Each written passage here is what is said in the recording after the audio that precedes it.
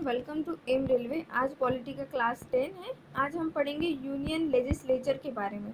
अभी तक हमने यूनियन एग्जीक्यूटिव के बारे में पढ़ लिया। यूनियन एग्जीक्यूटिव का मतलब जो लॉ के हिसाब से रूल करते हैं, और यूनियन लेजिस्लेचर का मतलब है जो लॉ बनाते हैं। ठीक है, वो मेक्स लॉ। ठीक है, तो यूनियन लेजिस्लेचर का मतलब है पार्लियामेंट। पार्लियामेंट जो है आर्टिकल 79 के अंडर आता है, ये याद रखिए। Then Lok Sabha plus Rajya Sabha and then president. ठीक है, तो प्रेसिडेंट जो है वो यूनियन एग्जीक्यूटिव के अंदर आता है। लोकसभा एंड राज्यसभा जो है वो लेजिस्लेचर के अंदर आता है। ठीक है, तो लोकसभा को कहते हैं हाउस ऑफ पीपल। ठीक है, हाउस ऑफ पीपल, निम्न सदन भी कहते हैं इसे हिंदी में। और राज्यसभा को कहते हैं house of wisdom, house of Elder. इस तरह से दो नाम है इसके, house of wisdom, house of Elder. ठीक है, ये याद रखिए। देन लोकसभा जो है वो टेम्परेरी हाउस है, जैसे कि मैंने पहले भी बताया। इसका टेन्योर सिर्फ 5 साल होता है, और एक बार अगर 5 साल के बाद अगर वो पार्टी फिर से जीत कर नहीं आई तो उस पार्टी को जो है लोकसभा से निकलना होगा। ठीक है, उसी तरह से राज्यसभा जो है वो परमानेंट हाउस है, बिकॉज इसके मेंबर हर 2 साल में 1/3 1/3 मेंबर हर 2 साल में रिटायर्ड होते हैं। ठीक है, तो इसे याद रखने का कैसे, 3 × 2 = 6 ईयर्स। तो राज्यसभा के जो मेंबर होते हैं उनका टेन्योर 6 ईयर्स होता है। इस तरह से याद रखिए। देन काउंसिल ऑफ स्टेट्स या फिर राज्यसभा, तो ये आती है अंडर आर्टिकल 80। ठीक है, काउंसिल ऑफ स्टेट्स भी कहते हैं राज्यसभा को। तो राज्यसभा क्या होता है ना कि इसमें 238 से ज़्यादा मेंबर नहीं होने चाहिए जो इलेक्ट होकर आते। ठीक है, अभी हाल फिलहाल इलेक्टेड मेंबर है 233। ठीक है, 233, और 12 मेंबर जो है वो प्रेसिडेंट नॉमिनेट करते हैं। तो उनका नॉमिनेशन करने का मतलब किस सब्जेक्ट्स में वो नॉमिनेट करते हैं, देखिए।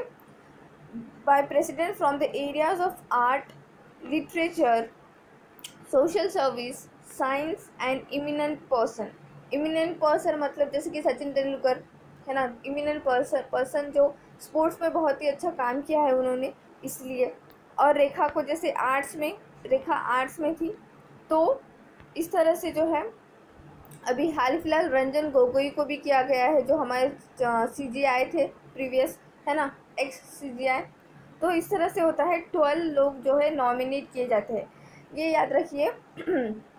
राज्यसभा में जो है स्ट्रेंथ ज़्यादा होती है एक कंपेयर टू, क्योंकि राज्यसभा के लोगों को हम इलेक्ट नहीं करते, इनडायरेक्ट इलेक्शन होता है, इसलिए वहाँ पे नॉमिनेशन जो होता है प्रेसिडेंट के द्वारा वो ज़्यादा होता है, 12।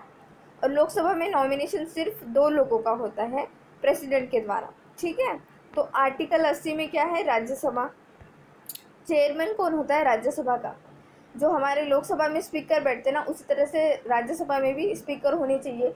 तो उसके जो राज्यसभा के स्पीकर होते हैं वो हमारे वाइस प्रेसिडेंट होते हैं। जब मैंने वाइस प्रेसिडेंट पढ़ाया था तो मैंने बताया भी था कि वाइस प्रेसिडेंट को वाइस प्रेसिडेंट बनने की सैलरी नहीं मिलती, राज्यसभा के चेयरमैन बनने की सैलरी मिलती है। ठीक है, तो वाइस प्रेसिडेंट जो होते हैं मेंबर नहीं होते हैं राज्यसभा के। ठीक है, और फिर डिप्टी चेयरमैन जो होते हैं मेंबर होते हैं राज्यसभा के मेंबर ही, जो 238 मेंबर है वो अपने आपस में ही एक मेंबर को चुन लेते हैं जो कि डिप्टी स्पीकर बने। अगर वाइस प्रेसिडेंट किसी दौरे पर हो या फिर उनकी तबीयत खराब हो तो डिप्टी स्पीकर का काम करे। ठीक है, next, special power of Rajya Sabha. Rajya Sabha के स्पेशल पावर क्या है कि वो अंडर आर्टिकल 67 वाइस प्रेसिडेंट को रिमूव कर सकते हैं उनकी पद से। ठीक है, मतलब देखिए राज्यसभा के वो सदस्य भी नहीं है वाइस प्रेसिडेंट, फिर भी राज्यसभा को हक है वाइस प्रेसिडेंट को निकालने का, अंडर आर्टिकल 67, ये याद रखिए। Then under article 312 creation of all India service. ठीक है, इट इज़ अ कार्डे based service common to central and state. जिस तरह से IAS जो भी होते हैं या फिर कहे तो जितने भी ऑल इंडिया सर्विसेज होते हैं, वो अधिकार जो होता है राज्यसभा को होता है क्रिएट करने का। ठीक है, ये याद रखिए, अंडर आर्टिकल 312। नेक्स्ट आता है लोकसभा। देखिए article 80, article 81, article 79, article 79 is a parliament, article 80 Rajya Sabha, article 81 Lok Sabha. इस तरह से याद रहेगा आपको। मतलब कॉन्जिक्यूटिव नंबर है 79, 80, 81। तो लोकसभा को क्या कहते हैं? House of people. ठीक है, हाउस ऑफ पीपल। तो अकॉर्डिंग टू कॉन्स्टिट्यूशन में क्या लिखा गया है कि 530 जो है इलेक्टेड स्टेट से मेंबर आएंगे। ठीक है, जिस तरह से छोटे हमारे जो स्टेट्स है मध्य प्रदेश, महाराष्ट्र, गुजरात, तो ये सारे स्टेट से मिला के 530 लोग आएंगे, 530 मेंबर आएंगे जो हम इलेक्ट करते हैं।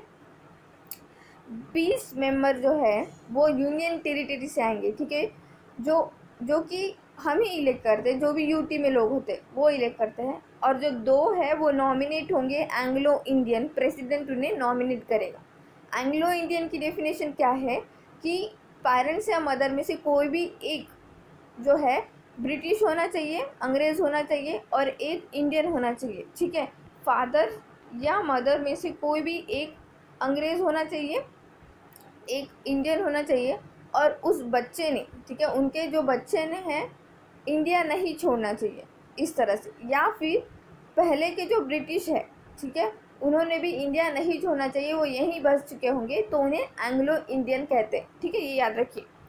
तो इस तरह से टोटल स्ट्रेंथ कितनी होती है लोकसभा की? कॉन्स्टिट्यूशन में लिखी हुई 552 कितनी होती है?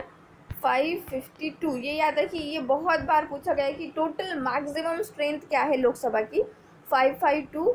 और ये जो है 2026 तक चलेगी ये। ठीक है, 2026 तक चलेगी। इसके बाद जो है इसमें इंक्रीज़ करना होगा, बिकॉज देखिए जब हमने कॉन्स्टिट्यूशन असेंबली पढ़ा था तो हमने क्या पढ़ा था कि एक इंसान के पीछे, ठीक है, एक इंसान 10 लाख लोगों को रिप्रेजेंट करेगा, है ना।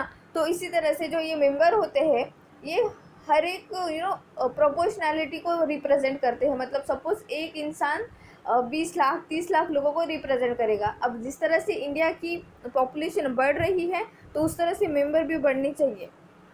ठीक है, ओरिजिनली कितने हैं? अभी हाल फिलहाल 530 है स्टेट से, 13 यूनियन टेरिटरी से। 530 स्टेट्स के पूरे भर गए हैं, 13 union territory and 2 Anglo Indian. तो हाल फिलहाल 545 है ओरिजिनली। ठीक है, पावर्स ऑफ लोकसभा। लोकसभा के एक्चुअल में पावर क्या होते हैं? नो कॉन्फिडेंस मोशन, अविश्वास का प्रस्ताव जो है लोकसभा में लाया जाता है, लोकसभा में ही लाया जाता है, ये याद रखिए। Next, money bill shall be introduce in Lok Sabha only, ये इसके बारे में पढ़ेंगे हम। Then estimate committee works on a budget. ठीक है, जो बजट के ऊपर काम करती है उसे एस्टीमेट कमेटी कहते हैं। उसमें 30 मेंबर होते हैं। ठीक है, और सारे के सारे मेंबर लोकसभा से होते हैं। तो अभी तक हमने देख लिया पार्लियामेंट के बारे में, लोकसभा एंड राज्यसभा। कल के जो लेक्चर में हम पढ़ेंगे स्पीकर के, जो भी लोकसभा के स्पीकर के पावर पढ़ेंगे। ठीक है, थैंक यू सो मच।